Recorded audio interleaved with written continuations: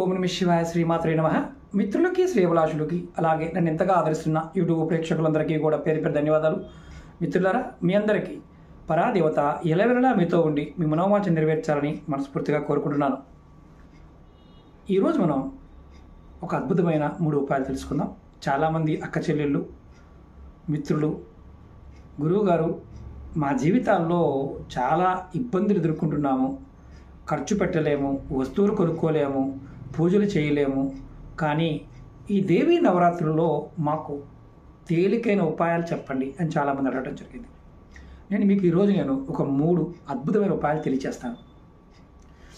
ఎవరైతే ఈ 3 ఉపాయాలని నిజ జీవితంలో రెగ్యులర్గా ప్రాక్టీస్ చేస్తారో వారికి విశేషమైన ఫలితం కలుగుతుంది. చాలామంది గురువుగారు కాలం బాగోలేదు కదా, మేము వార ఫలాలు మామూలుగా అలాగే గ్రహ ఫలాలు, ఈ నెల ఫలాలు, దిన ఫలాలు ఇవన్నీ చూస్తున్నప్పుడు భయం వేస్తుంది, మరి ఇలాంటివి కూడా తగ్గిపోతాయా అని చాలామంది అడిగారు. ఈ 3 ఉపాయాలు చేస్తే ఖచ్చితంగా 100కు 100% అవన్నీ తొలగిపోయి మీ జాతకాన్ని మీరే మలుచుకున్నవారు అవుతారు.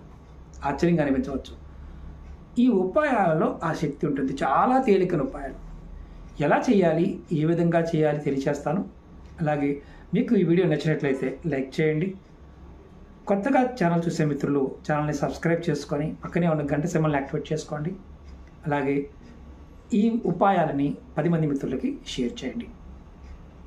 ముఖ్యంగా ఎవరైతే ఆర్థికంగాను, కుటుంబ పరంగాను, ఉద్యోగపరంగా, మానసిక పరంగా, ధనపరంగా గొడవలు, అలాగే కేసులు, అలాగే రాజకీయ పరంగా కూడా, గ్రహపరంగా అంటే గ్రహ దోషాల వల్ల ఇబ్బంది పడుతూ ఉన్నా సరే ఈ ఉపాయాలని చేయండి.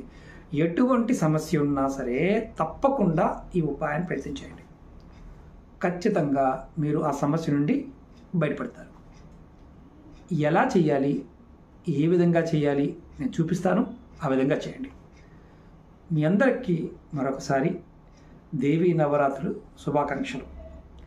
అమ్మవారు మీరు ఈ 9 రోజులు కూడా అమ్మవారికి మీరు ఇంటిలో స్నానం చేసి రోజు ఆవు నెయ్యితో దీపం వెలిగించి అలాగే అమ్మవారికి నైవేద్యంగా పెట్టి మనసులో ఉన్న కోరికను తలుచుకోండి. ఖచ్చితంగా ఫలితం ఉంటుంది. ఇది మీరు రెగ్యులర్గా చేయండి. ఇప్పుడు ఈ 3 ఉపాయాలు ఈ దేవీ నవరాత్రి సమయంలో మొదలుపెట్టండి. మొట్టమొదటిది మనం గుర్తుంచుకోవాల్సింది కాస్త ప్రాణాయామం చేయటం. అంటే మన శ్వాసని మనం ఒక విధి విధానంగా ప్రాక్టీస్ చేయటం. రోజు మీరు ఒక 10 నిమిషాల సేపు ప్రాణాయామం చేయండి. మేము అలా ఏం చేయలేము గురువు గారు, కూర్చుని చేయలేము అనేవారు మీ పూజా మందిరంలో కూర్చునైనా సరే మీరు శ్వాసని అలా బలంగా అని తీసుకొని మెల్లగా వదలండి. ఇలా మీరు 10 నిమిషాలు కనుక చేస్తే ఈ ఉపాయాన్ని కూడా ఈ దేవీ నవరాత్రి నుంచి మొదలుపెట్టి రెగ్యులర్గా చేస్తే ఖచ్చితంగా మీ శరీరం మీద ఉన్న నెగటివ్ తొలగిపోతుంది, మీ ఆరా మారుతుంది. మన శ్వాస బాగుంటేనే ఈ శరీరం చాలా వరకు బాగుంటుంది. అది గుర్తుంచుకోవాల్సిన విషయం. ఇది మొట్టమొదటిది. అంటే శ్వాసని 10 నిమిషాల సేపు దేవుడి మందిరంలో కూర్చొని అని తీసుకొని మెల్లగా వదలండి. అలా ప్రాక్టీస్ చేయండి. ఆడవారైనా మగవారైనా సరే. నెలసరి సమయంలో మాత్రం దేవుడి మందిరంలో కూర్చోరు కాబట్టి బయట కూర్చొని చేయండి, ఇబ్బంది ఏమీ లేదు. ఇక్కడ మతము జాతి ఏమీ లేదు. ఇది మొదటి ఉపాయం. అప్పుడు మీ శ్వాస మీద మీకు ఎప్పుడైతే కంట్రోల్ వస్తుందో మీ శరీరం మీద ఉన్న నెగటివ్ అంతా బయటకు వెళ్ళిపోతుంది, మీ ఆరా డెవలప్ అవుతుంది. ఇది నవరాత్రుల్లో మొదలుపెట్టండి. ఇది మొదటిది.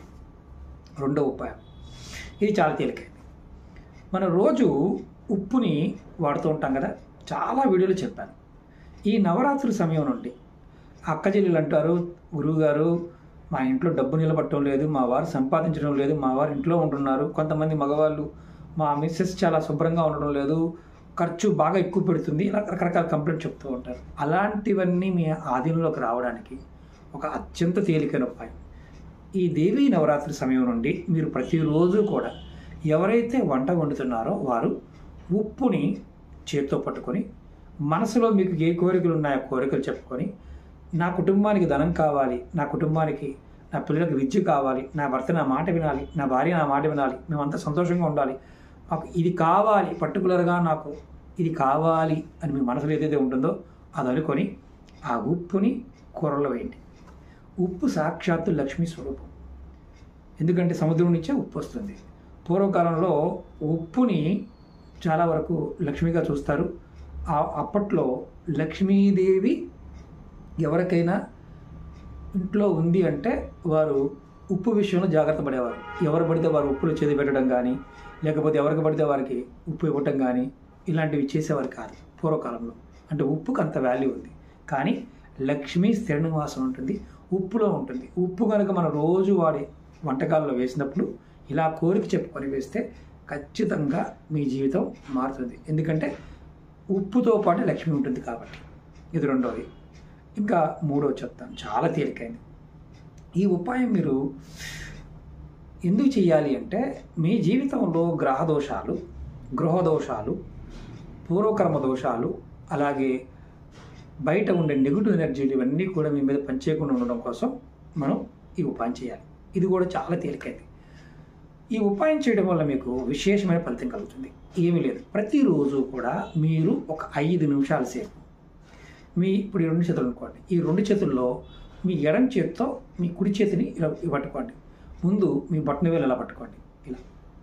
ఇలా కాసేపు వత్తండి. ఒక నిమిషం సేపు ఇలా వత్తండి. తర్వాత మీ ఉంగరపు వేలును వత్తండి ఇలా. మూడవది మధ్య వేలు, శని వేలు అంటారు, ఇలా కాసేపు వత్తండి.